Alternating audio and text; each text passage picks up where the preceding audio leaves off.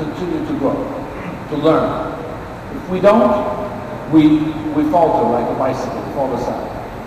Companies, small, medium, large, all have to find the algorithm for growth, the algebra for growth. Countries have to find one. Today, President Calderon talked about 5.6% growth in the last year, 4.6%, 5.5% last year, and 4.6% the first quarter.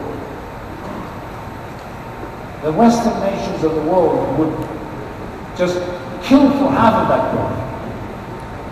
And unfortunately, I think what we have, is this dichotomy in the Western nations of the world, in North America, in Europe, in Japan, where the algorithm for growth has been lost. And in fact, as we've gone through this past crisis in the world, economic crisis, we, companies that operate in the West, that have operations both in the West and emerging markets, in the Western markets, we have become much more efficient, much more effective. So we're back to, in the United States, we're almost back, in fact, to the point, back to the 2007 profitability levels in all the corporations, but we now do that with much less people. So there's a tremendous conundrum between growth of companies, success of companies, and the success and the health of the communities. Because if you can't find the algorithm for creating growth with jobs, then you won't have a healthy community. And really, we, as large businesses in the world, small businesses in the world, all of us have to play a meaningful role in helping to create sustainable communities. Because if we don't create sustainable communities, we are not going to have a sustainable business.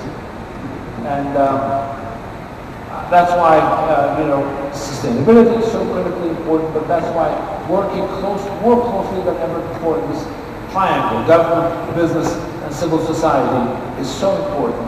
Because we have to, really policymakers have to shift gears. Instead of quarreling between themselves, they have to shift gears about finding that algebra for growth in the West, just like the growth is continuing in emerging markets. Find that algebra for growth so that some of that can be translated into creating healthier awareness and healthier communities that is absolutely necessary for us to continue the last 60 years of peace and prosperity in the world. The world has never seen the prosperity that we've had in the last 60 years. Never.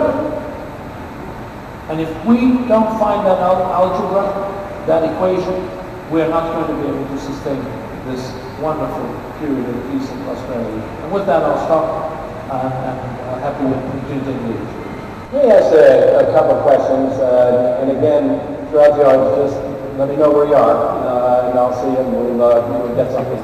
Let me explore this a little bit with you, because we've got a G20 coming up, and the talk has been the role of government and the role of business, and then the question keeps coming back to public-private sector cooperation. So many companies, especially in the developed world, have become far more effective and efficient through the use of technology and others. We have become, higher productivity. Yet, with all of that, to your point about sustainable communities and the like, the job growth isn't there. Unemployment rates in the developed world are very high. And even worse, youth unemployment is at unsustainable level. It's over 20% in the United States, 30% in France, 40% in Spain, and all of that. And these are people that are trying to get into the system. So when we talk about, messages to the G20 in terms of the public-private sector cooperation and your whole notion of an algorithm for growth, how do you go about, that level of discussion to find that level of growth such that you can have sustainability? Well, I think it starts with we need to make policymakers much more uncomfortable about where they are and about what policies they're putting forward. Because all the policies that we have in the West don't convert, when you implement, execute those policies, even flawlessly, they won't create growth because the policies are wrong. Taxation policies are wrong, fiscal policies are wrong, government spending is wrong, government intervention is wrong. And so, why is it that the two highest tax rates in the world for corporations are the United States and Japan, and those two countries are faulty? One has to ask these questions. What is the reason for that? What is the reason why we have a tax code in the United States and America for both individuals and companies that has somewhere in the region of 1,100 exceptions? You have to have an army of people just to understand the tax code and what it does. But this is just the tip of the iceberg. It's really about, you can have really fantastic public-private cooperation, both about, health policy, industrial policy, economic policy, and sustainability policy. But we somehow, with our system of policymakers, can't get to enacting, comprehensive, progressive policy. Even if we execute it halfway good, if the policies are right, we'll be in a much different place. And we have many countries around the world that may not necessarily all be elected democratically as we understand our democratic process in the West. But I can guarantee you a lot of the countries in the emerging world today are enacting, implementing much more progressive public policy to support their business, to support their corporations, to support investments, to create growth and to create jobs than the Western nations all put together. Look at the situation in Europe, Western Europe. Look at the situation in North America and in Japan. And so I would just urge us to, as individuals, as businesses, to create more unease with our policymakers to ensure that we can get together and we can implement this golden triangle in a much more effective way. We're seeing it done in the emerging world. China is doing it, Malaysia is doing it, India is doing it, Mexico is doing it, Turkey is doing it, Indonesia is doing it. Why can't we do it? I hope they're all listening to you. Okay, so one quick question here, and we can come back to it on this one. In your annual report, you talk about over the next 5 years that you want to make investments around the world, and 206 countries, of $25 billion on this one.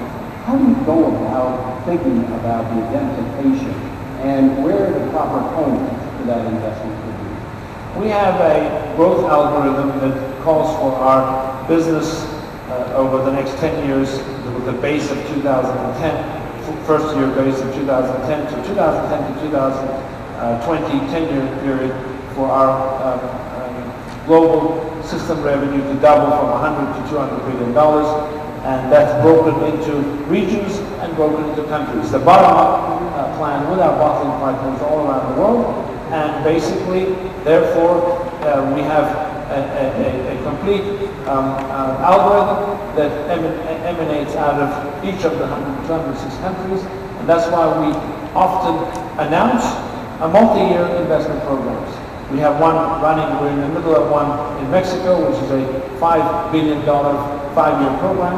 We have one in Brazil, which is a $6 billion 5-year program. In China, we have a $3 billion 3-year program. Vietnam, $250 billion in 3 years, etc., etc. Every country has. Sub-Saharan Africa, we invested in Sub-Saharan Africa $6 billion in the last 10 years. We're going to be investing $12 billion in the next 5 years.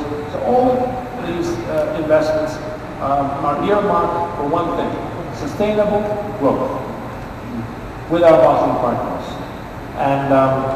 And with that, we create employment. Coca-Cola system employs 770,000 people around the world.